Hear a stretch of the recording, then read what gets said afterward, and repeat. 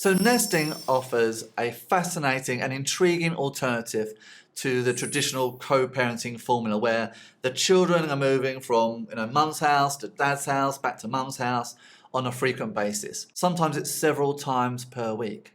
And I think there's definitely an argument that that physical upheaval can increase the emotional upheaval. So nesting, perhaps, at least for some, offers a solution.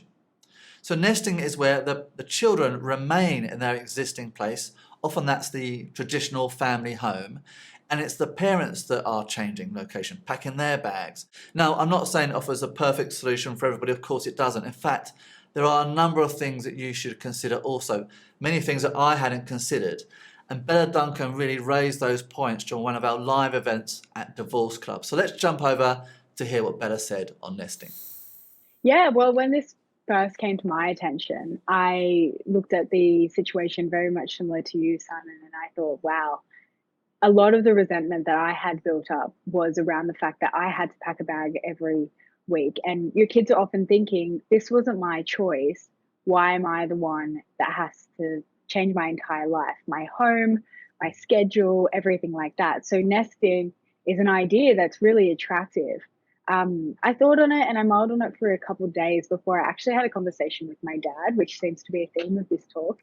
And I asked him, because my dad was the one who left, and ultimately we felt as though we had to go to his new place. I asked him, why did you not think about the opportunity for you to visit us?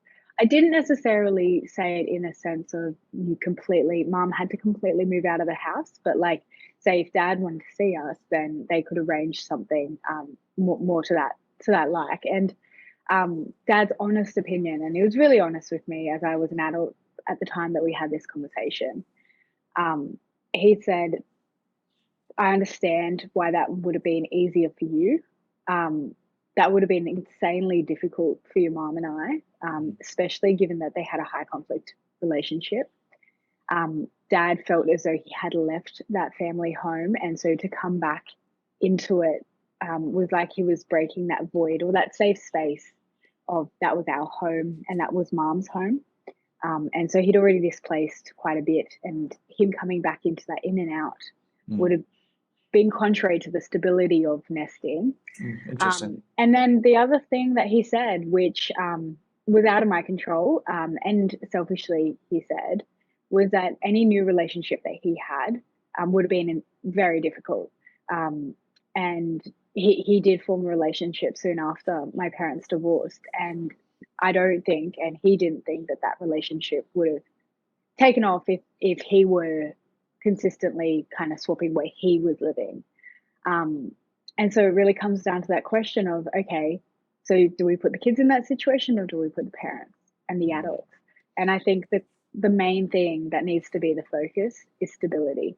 And if you can achieve stability in whatever situation, the kids have to come first, but it also has to be very practical in terms of everybody's lives, because the central outcome will be either contentness amongst everybody or resentment. And that can be in either situation, whether it's nesting or whether it's a kids going between two homes. But you really have to evaluate that based on your unique circumstances.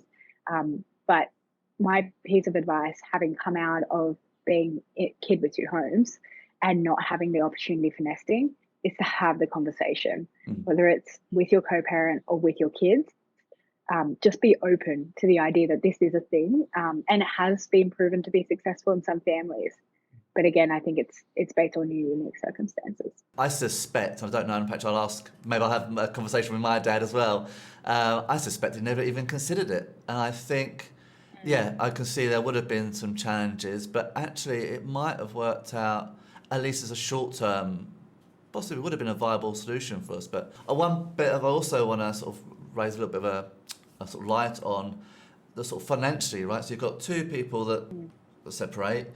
And if you've got the child moving back and forth, that means you need two homes with a spare bedroom to house the children. If you've got 2 or 3 children, that's a significant property. That's financially a lot more difficult to achieve rather than one home with 3 bedrooms. So there's an economic element to it, which I think is also valid, particularly in a sort of short term.